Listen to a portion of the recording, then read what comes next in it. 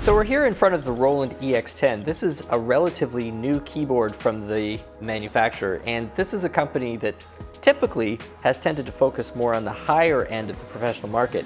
This E-X10 is definitely going after a market that has almost exclusively been dominated by, say, Casio for years, which is delivering a pretty decent musical instrument for a few $100s, and in this case, something that's going to give you a pretty full arranger type experience. And so on the E-X10, what we've got is, obviously we've got a shortened keyboard. We don't have a full 88. These are semi-weighted, but they are touch sensitive keys with all of your standard sounds. You've got some basic grand pianos, such as this.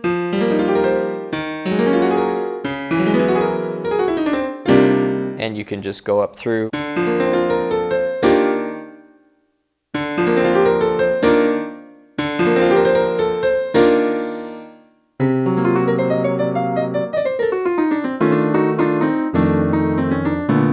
But the categories are, you know, piano, chromatic percussion, I guess you get into.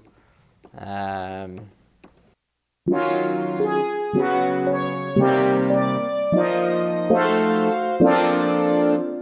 kind of interesting and fun sounds.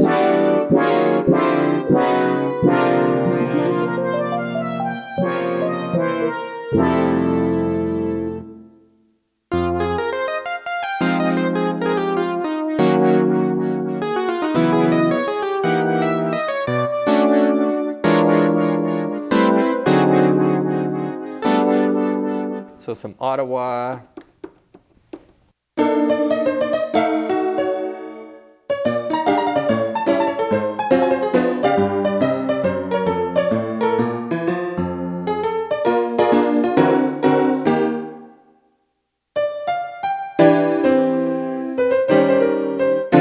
All in all, this gets up to 610, so I'm not going to go through each and every one of these, but you kind of get the idea of the type of quality that you get out of the sound.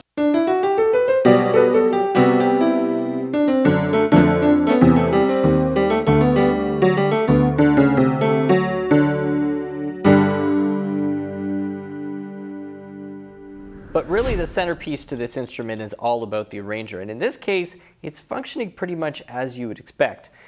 You've got the option to select your style. I've been playing around with some of the funk ones because I think they're actually pretty decent. And then you can turn on your chording options. So the one in which your left hand is basically controlling things but isn't going to be audible is called ABC, which is the auto bass complete, I think.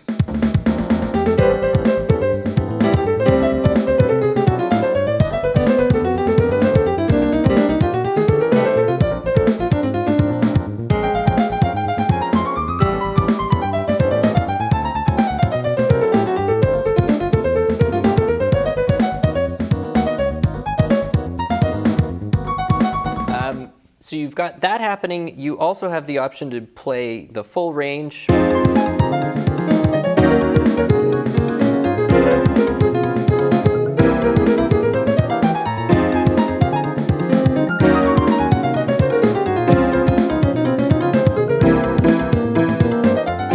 And then you can also do a split where your left hand is actually going to be playing kind of a pad while your right hand is available for soloing, so we can turn that on.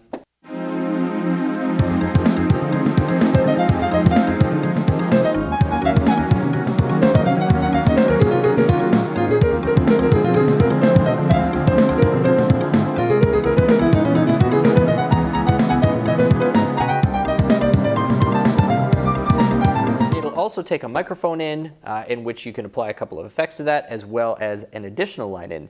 So if you're looking for something at an extremely affordable price point where you're going to be able to accompany yourself, get a microphone in, feed it out to a basic PA with quite a few auto accompaniment styles to it, I think they've done a pretty decent job of this. About a year ago, I got on Amazon and purchased quite a few really inexpensive keyboards that were kind of in this ilk to see exactly what the industry was putting out, and most of them were a pretty poor experience. Either it was a combination of like really laggy response, or the key action felt super weird, or the tone quality was absolutely atrocious.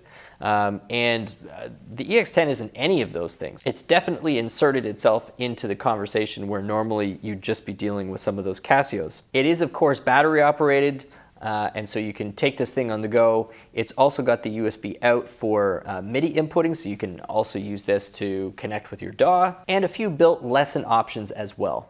There is a basic record function on here, although I'd have to say, if you were going to do any recording on this, I would definitely recommend doing it in conjunction with the DAW. I mean, if you're on the go and you have to be doing something remotely, there are a few basic functionalities here for record, but nothing that's really going to allow you to construct anything of significant complexity. So the positive takeaways for me here: very easy to use, didn't need to dig through a manual to understand how to do it, has the functionality really resembling even far more complex full arrangers. Fundamentally, this doesn't work that much differently than, say, a DGX670 or a Roland FPE50 in terms of just the basic conception of how the arranger function is going to work. Obviously, you're taking a major hit in terms of the richness of the sound quality compared to, like, you know, $1,000 instrument, but we're at a quarter of the price point. So I would imagine that for the budget-conscious musician who has the opportunity to get out there and make a living or make some extra dollars on the side, this is pretty full-featured. And I really like the fact that you can take 2 inputs. It means that you can avoid having to have some sort of an external little mixer because this does have an internal mixer, so you can make sure that your levels are set between your microphone, your other line in, and everything, of course, sending out to, say, a small PA. Anyway, thanks so much for checking out this quick peek at Roland's new EX10. My name is Stu Harrison. Here at the channel, we are all about pianos. If you want to check more reviews out, acoustic instruments, digital instruments of all types, variety, and price point, please stick around and look at some of the other videos. We've got hundreds at this point. If you like what you see, consider subscribing. We'd love to have you as part of our ever-growing community of piano lovers and players from all around the world. Thank you so much, and we'll see you again soon.